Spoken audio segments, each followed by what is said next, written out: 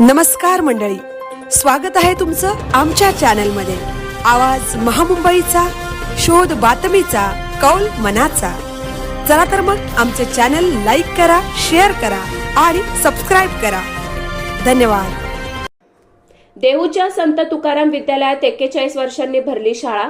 विविध विषयांवर मनमोकळ्या गप्पा. विद्यार्थ्यांनी जुन्या आठवणींना दिला उजाळा. देहूगाव शाळेतील मस्ती, एकत्रितपणे केलेला अभ्यास, शिक्षकांच्या विद्यार्थ्यांवरील वचक, शाळेतील विविध स्पर्धा, शिक्षकांनी दिलेली शिक्षा, स्नेहसंमेलन आणि त्यातील सांस्कृतिक कार्यक्रमाची धूम अशा विविध विषयांवर माजी विद्यार्थ्यांनी मनमोकळ्या गप्पा मारून जुन्या आठवणींना उजाळा दिला. या गप्पांच्या ओघात सर्वजण आपण इतके मोठे झालो हे विसरून गेले होते.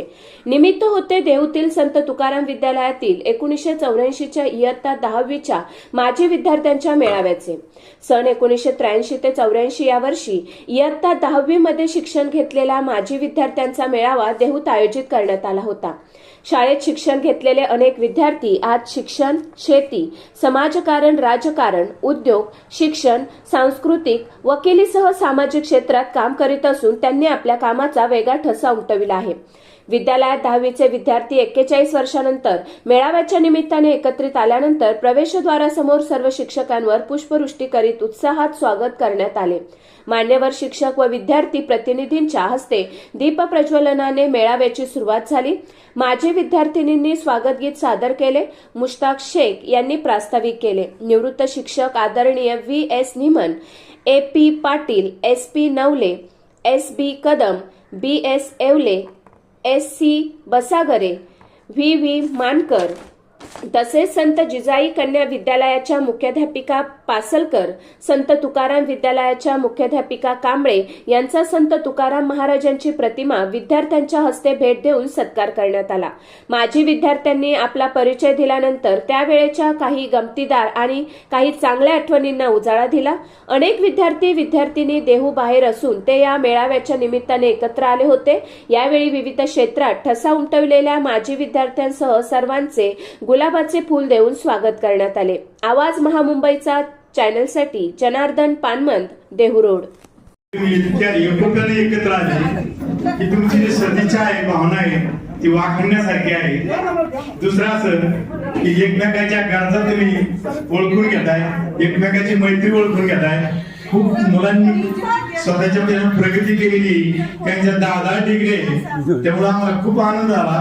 आम्हाला अभिमान वाटतो या गोष्टीचा. मित्रांनो, नातं नाजूक असतं. माझ्या मुलीच्या नातलाचं लग्न आहे, त्याच्यामुळे मी संयोजकाला त्याला विनंती केली की मला खूप बरं वाटलं. 4 ते 5 फोन मला आले आणि मी ठरवलं की लग्न असलं तरी पहिले लग्न गेलं. त्याला आदरणीय व्यासपीठ आणि तुम्ही सगळे लाडके विद्यार्थी, काल आयोजक माझ्याकडे आले आणि म्हणाले, मॅडम खरं तर सुट्टीचा दिवस आहे, तुम्हाला यायचं असेल तर या, आम्ही जमणार आहोत. आणि म्हटलं बॅच कितीची आहे? तर 83-84. माझी बॅच तीच आहे. मी 83-84ची लागली आणि मला तुमच्यामुळे माझ्या भूतकाळात जाता आलं, डोकं आलं.